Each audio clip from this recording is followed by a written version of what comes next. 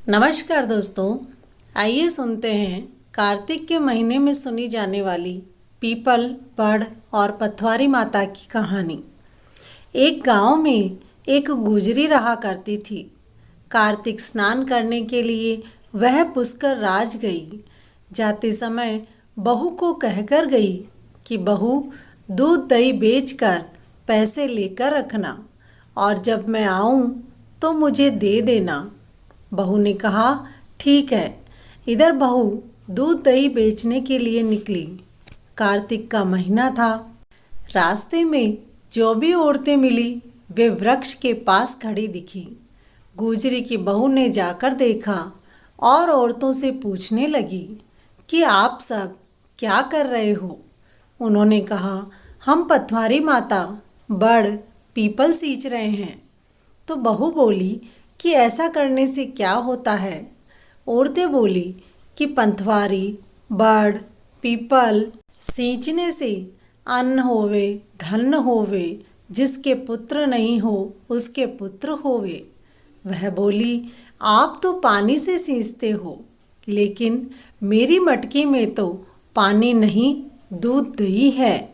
मैं दूध दही से ही सींच देती हूँ। ऐसा करते करते कार्तिक का महीना पूरा हो गया। सासू जी कार्तिक स्नान करके घर आ गई।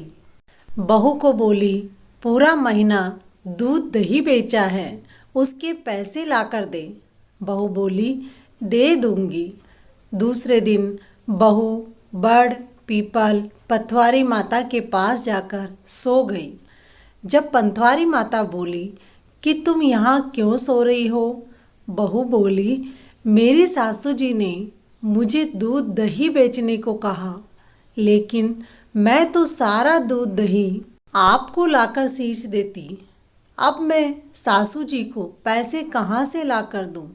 पथवारी माता बोली कि मेरे पास तो पैसे नहीं हैं, लेकिन ये पत्थर पड़े हैं, जो लेकर घर चली जा। बहू ने टोकरी में जितने पत्थर आए उतने वह भरकर लेकर चली गई। घर जाकर चौक के कोने में रख दिए। सासू बोली कि बहू, पैसा लेकर आई क्या। हाँ सासू जी, लाई, चौक के कोने में पड़े हैं। सासू जी ने जाकर देखा तो हीरे मोती जगमगा रहे थे। सासू बहू से बोली कि इतना लंबा हाथ कहाँ मार कर लाई, या चोरी करके लाई। इतना सारा धन कहाँ से लाई। बहू बोली, सासू जी, ना तो चोरी की ना हाथ मारा, मुझ पर तो पथवारी माता प्रसन्न हुई है। आपने तीर्थ पर जाते समय मुझे दूध दही बेचने के लिए कहा था। मैंने वह सारा ही दूध दही बड़ पीपल पथवारी माता को सींच दिया। आपने पैसे मांगे तो मैं उनके पास पैसे मांगने के लिए गई। वे बोली कि पत्थर पड़े हैं, जो तुम लेकर घर चली जाओ। मैं लेकर घर आ गई और चौक के कोने में रख दिए। उनके आशीर्वाद से हीरे मोती जगमग करने लग गए। जब सासू जी बोली कि बहू, अगले वर्ष कार्तिक के महीने में मैं भी पथवारी सींचूंगी, तुम मुझसे पैसे मांगना। बहू बोली, ठीक है। कार्तिक का महीना आया।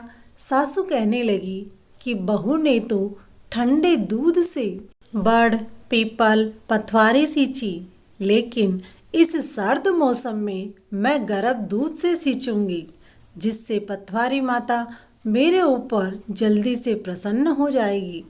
लेकिन पथवारी माता के फाले हो गए। बड़ पीपल जलने लगे। सभी मन में डोकरी को दुराशीष देने लगे। पूरा महीना हो गया। बहू ने सासू के पैसे मांगे। सासू पथवारी माता के पास जाकर सो गई। माता बोली कि यहाँ क्यों सो रही हो। तब डोकरी बोली कि मेरी बहू पैसे मांग रही है। माता बोली कि मेरे पास तो ये पत्थर है, जो लेकर चली जाओ। डोकरी लोभी थी, इसीलिए उसने टोकरी में दबा दबा कर पत्थर भरे और चौक में ले जाकर रख दिए।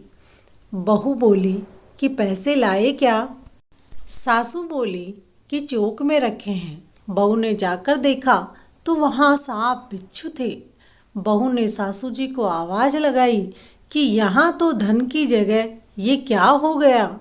सासू डर कर पंथवारी माता के पास गई। बड़ पीपल पंथवारी से बोली, आपने धन की जगह ये क्या किया। पंथवारी ने कहा, बहू बोली थी इसलिए उसने बिना लालच के सच्चे मन से हमें दूध दही चढ़ाया। तुमने लोभ में आकर चढ़ाया तो भी कुछ नहीं, परंतु गरम दूध दही से सींचा जिससे हमारे फफोले हो गए। यह उसी का फल तुम्हें प्राप्त हुआ है। सासू ने पंथवारी माता से क्षमा याचना कर प्रणाम किया। सभी सांप बिच्छू चले गए। हे पंथवारी माता, जैसे आप बहू पर प्रसन्न हुई वैसे ही सभी पर प्रसन्न होना। सासू पर नाराज हुई वैसे किसी पर मत होना। कहानी कहने, सुनने और हुकारा देने वाले सब पर प्रसन्न रहना।